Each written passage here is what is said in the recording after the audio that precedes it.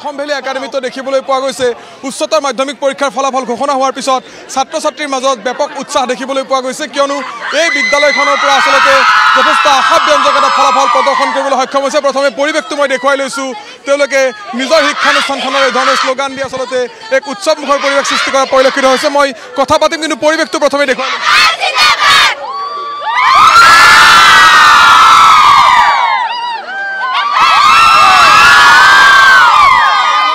পোৱা গৈছে যে অসম ভেলী একাডেমিৰ ফলাফল ঘোষিত হোৱাৰ পিছত ছাত্ৰ ছাত্ৰীৰ মাজত উৎসাহৰ সমানে সমানে শিক্ষাগুৰুসকলৰ মাজতো যথেষ্ট এটা উৎসাহ দেখিবলৈ পোৱা গৈছে। মোৰ লগত অধ্যক্ষগৰাকী আছে, অকণমান মই আপোনাৰ ওচৰলৈ আহিছোঁ।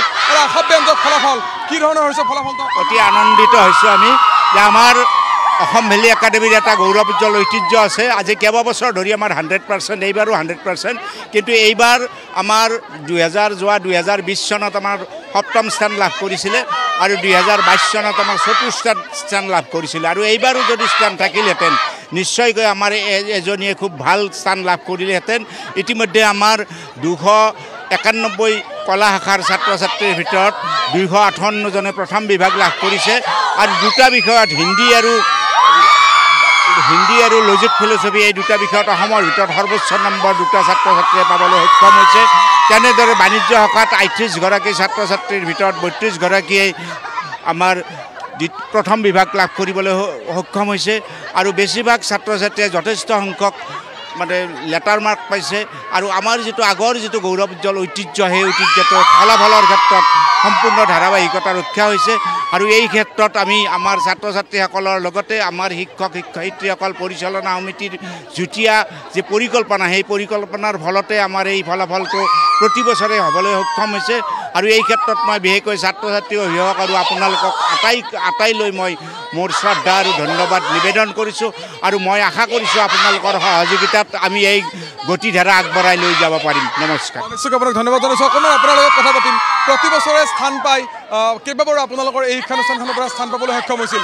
এইবাৰ স্থানৰ ব্যৱস্থা নাই, তথাপিও সামগ্ৰিক ফলাফলটো যথেষ্ট আশাব্যঞ্জক। হয়, আমাৰ 2004 পৰা 2024 চনলৈ আমাৰ ধাৰাবাহিকভাৱে আমি সফলতা লাভ কৰি আহিছোঁ। ছাত্ৰ ছাত্ৰীসকলে উন্নত ফলাফল লাভ কৰি আহিছে, 100% ফলাফল লাভ কৰিছে।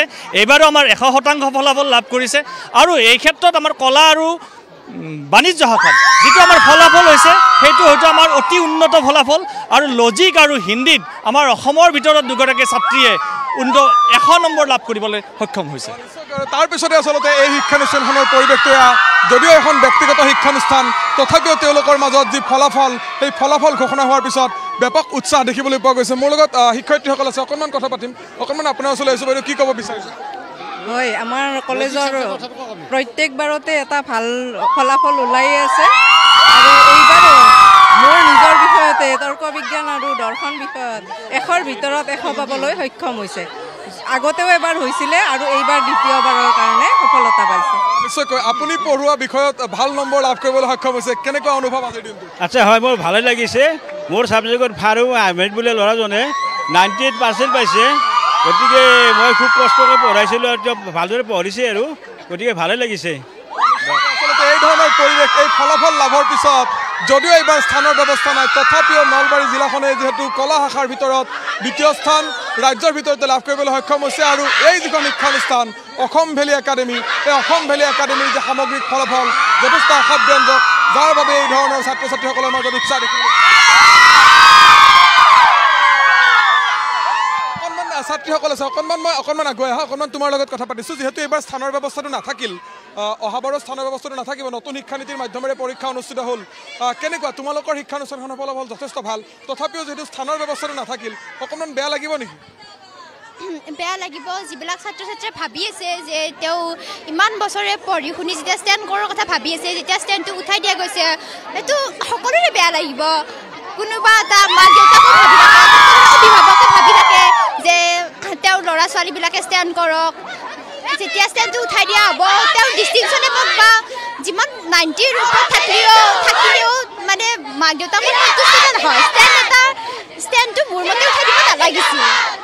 নিশ্চয়কৈ আচলতে কৈছোঁৱে যে যদিও স্থানৰ ব্যৱস্থা নাই তাৰপিছতো দেখিবলৈ পোৱা গৈছে যিহেতু তেওঁলোকৰ বিদ্যালয়খনৰ ফলাফল ভাল, তাৰপিছত তেওঁলোকৰ মাজৰে উৎসাহ উদ্দীপনা আমি পোনপটীয়াকৈ ND24 দৰ্শকসকলক দেখুওৱাৰ চেষ্টা কৰিছোঁ। শিক্ষয়িত্ৰীসকল আছে, অকণমান বাইদেউ আপোনাৰ ওচৰলৈ আহিছোঁ। সামগ্ৰিক ফলাফলটো যথেষ্ট আশাব্যঞ্জক।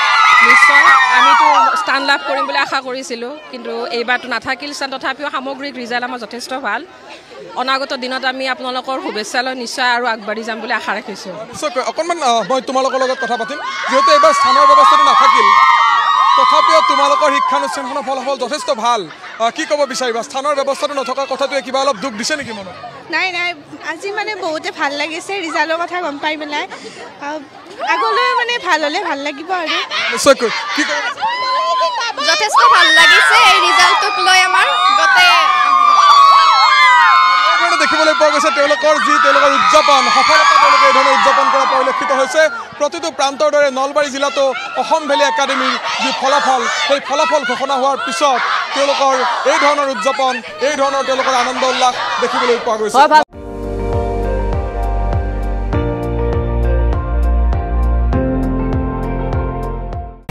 আপুনি চাই আছে ND24, সৰ্বশ্ৰেষ্ঠ নহয় সৰ্বোত্তমৰ দৌৰ।